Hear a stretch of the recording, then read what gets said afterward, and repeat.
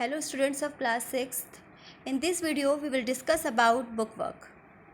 Question number B, mark the right item. Means it is a multiple choice question. First question is Taro earned very little money because तारो बहुत कम पैसे कमाता था क्योंकि. Options are he didn't work hard enough. वो कड़ी मेहनत नहीं करता था. Second option is the villager didn't need wood. Villagers को wood की ज़रूरत नहीं होती थी. Third, the price of wood was very low. Wood की प्राइस बहुत ही कम थी. So the correct answer is the price of wood was very low. Second, Taro decided to earn extra money. Taro extra money कमाना चाहता था. First, to live a more comfortable life, एक आरामदायक ज़िंदगी जीने के लिए. Second, to buy his old father some shake, अपने ओल्ड फादर के लिए शेक खरीदने के लिए. Third, to repair the cracks in the heart, heart के जो क्रैक्स थे उसको रिपेयर करने के लिए. So the correct answer is to buy his old father some shake. Third, the neighbour left Taro's heart in a hurry because, neighbour ने Taro के घर को बहुत जल्दी छोड़ दिया, मतलब वो बहुत जल्दी चली गई. क्यों? First, she was delighted with the drink, वो ड्रिंक को पीकर बहुत ही खुश थी. Second, she was astonish to hear Taro's story, Taro की स्टोरी को सुनकर वो बहुत ही ज़्यादा आश्चर्यचकित थी. Third, she wanted to tell the whole village about the waterfall, वो पूरे गाँव को इस स्टोरी के बारे में बताना चाहती थी. So the correct answer is she wanted to tell the whole village about the waterfall. Now page number 35. The question is strike off the words in the box below that are not suitable. Taro wanted to give his old parents everything they needed. तारो अपने mother father को सभी कुछ देना चाहता था जो उनको ज़रूरत थी. This shows that what kind of Taro was. He was thoughtful. Yes, he was thoughtful. Was he hardworking? This line doesn't show that he was hardworking. इससे पता नहीं चलता है कि वो hardworking था. Third, loving. Yes, he was loving. वो loving था क्योंकि वो अपने मम्मी पापा की बहुत ही केयर और बहुत ही लव करता था. Fourth, honest. This line doesn't prove that he was honest. इस लाइन से हमें पता नहीं चलता है कि वो honest था. Fourth, considerate. यस, कंसिडरेट था, वो बहुत ही केयरिंग था.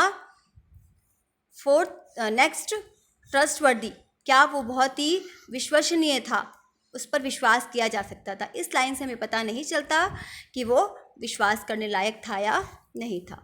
नेक्स्ट इज एफिशिएंट, उसके अंदर क्षमता थी, ऐसी इस लाइन से हमें कुछ भी पता नहीं चल रहा है. Next is kind. Yes, he was kind, वो दयालु था, क्योंकि जो दयालु होते हैं वो अपने मम्मी पापा की या किसी की भी बहुत अच्छी केयर करते हैं. Next question B, this made Taro sadder than ever. This refers to, this क्या बताता है? A strong wind that began to blow, ऐसी तेज हवा जो बहने लगी. Second, Taro's father's old age, Taro के फादर की ओल्ड एज ने तारो को दुखी कर दिया? नहीं.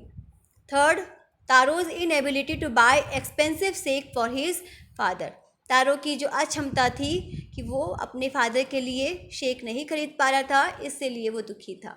यस, तो correct answer is third one, Taro's inability to buy expensive shake for his father. Next question, this said the emperor was to encourage all children to honour and obey their parents. This refers to, this से क्या पता चलता है? First, the most beautiful fountain in the city, जो city में बहुत ही अच्छी beautiful सुंदर फाउंटेन थी, उसका पता चलता है.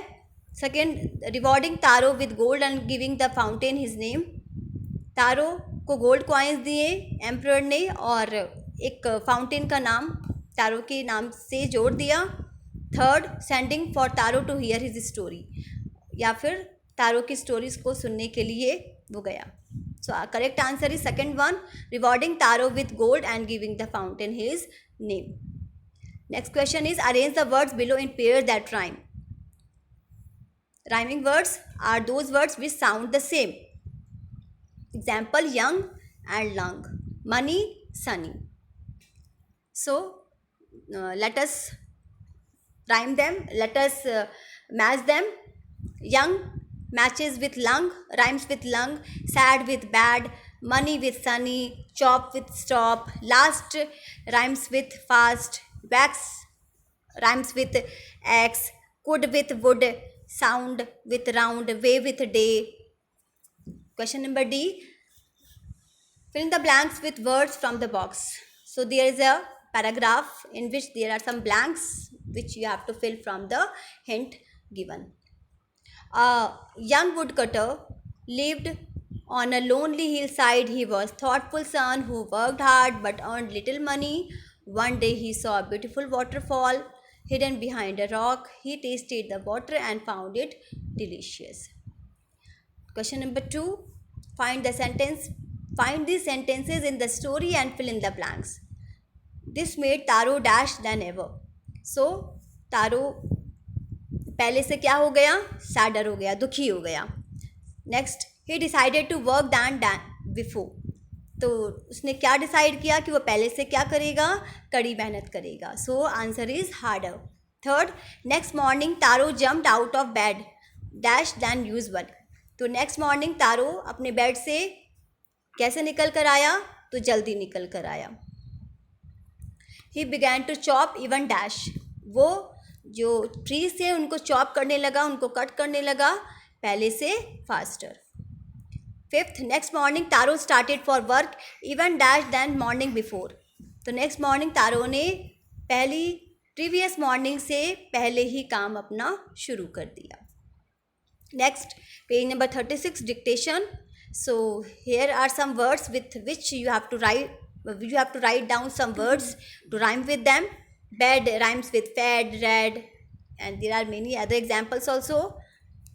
Question number 2, wax with tax, axe, and all. Third, fast with last, vast. Fourth, chop rhymes with crop, drop. Fifth, young rhymes with hung, lung, sung, and all. Next, page number 40, working with poem. With your partner, try to guess the meaning of the underlined phrases. And somehow we fell out. So fell out means what? Started quarreling. झगड़ा करना शुरू कर दिया. Second, the afternoon turned black. Turned black means night came. रात हो गई. Next, read these lines from the poem. One thing led to another. It means one reason led to another reason. एक reason की वजह से दूसरा reason शुरू हो गया. Second, the start of it was slight. It means the quarrel was started on small issue. छोटी सी बात पर ही झगड़ा शुरू हो गया. The end of it was strong. It means the end turn into a big fight. जो आखिरी समय था उसमें वो एक बहुत बड़ी लड़ाई में कन्वर्ट हो गया. Fourth, the afternoon turned black. It means afternoon passed and night came, but their fight continued. Means दोपहर बीत गई, रात हो गई, फिर भी उनका झगड़ा चलता ही रहा. Thumped me on the back. Means the quarrel came to an end. इसका मतलब कि at last quarrel जो था, जो झगड़ा था वो ख़त्म हो गया. Thank you.